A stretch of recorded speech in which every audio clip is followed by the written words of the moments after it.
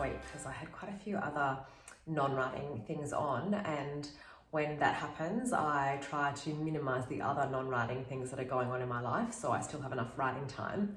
So one of the things that happened last week was I had a photo shoot here at the house for an article for the Sunday Times magazine, which came out yesterday, which was sort of not just about me as a writer, but about my house.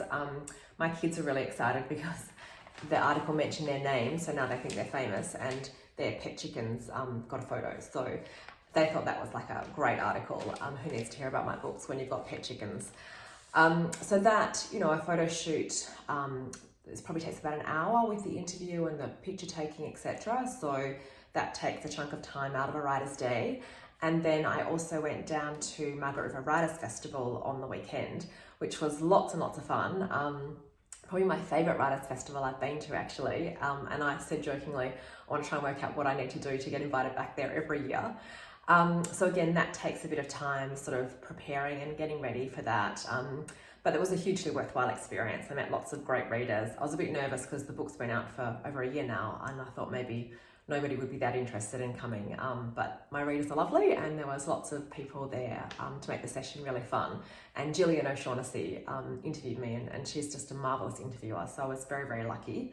So I drove back last night so that I could be back at my desk today because I have, as you know from these videos, been doing research over the last couple of weeks, and so my goals were to kind of finish off the bulk of the research and to get a timeline done for the book that I'm working on at the moment too. So I have done the bulk of the research. The main thing I still have to do is, a couple of weeks ago in one of my videos I was talking about some letters that I was trying to read that were written by one of the main characters in the book to Cecil Beaton, the fashion photographer.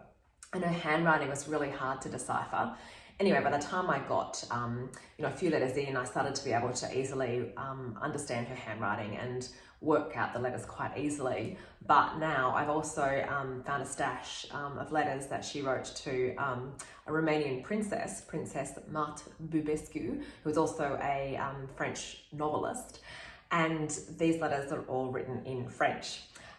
So I've printed them all out and bound them up, and now my job is to go through these, which is going to be much harder than the English ones because, as well as trying to decipher her style of handwriting, obviously they're not written in my maternal language. So luckily I do read French, and I am going to kind of do one or two a day just to kind of break that task down into something a bit more manageable.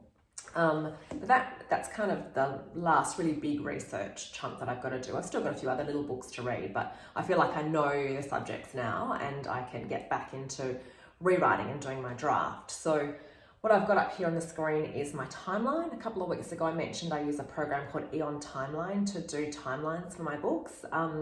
So what I've done here is I've got different timelines for each of the three sections in my book, and also I like to also do a timeline of key events that were happening in that year. When I have my World War II timelines, I know most of the key events that were happening over the course of the war now because I've written a couple of wartime set books, but one of these narratives is set during the late 1960s, early 1970s, and there was a lot of events happening in the world in relation to the women's rights movement, civil rights movement. So I want to make sure that I know when those events were happening, because I hate it when you read a book and the characters are just operating in this world separate to the actual world going on around them. I think you need to look at how those key world events might affect and impact upon your characters, and in fact particularly the women's rights movement really does impact one of my characters. So that's really important for me to kind of get a handle on where those actual events fit in with my fictitious events, if you like. So that's my timeline, and then behind that I've got my Scrivener document, which is connected to my Eon timeline. And so that is my first draft. I always say it's probably a term that I use loosely. It's very rough, but I'm going to basically start with one timeline. I've got to choose which timeline I want to start with in the redrafting. Doesn't really matter too much which one it is, but I feel like if I pick the right one, this next draft will go really well. So I'm going to decide that this morning, then get back into that timeline and just work on what I've got there, rewrite a lot of it, add a whole lot of new stuff, and pray that this book doesn't end up being 200,000 words in this draft. So that's what my Writer's Day looks like today. Hopefully no big distractions this week. Very focused writing time. Fingers crossed, that's the plan. So I shall be back again maybe later in the week with an update on how I'm actually going with that plan. Thanks for watching.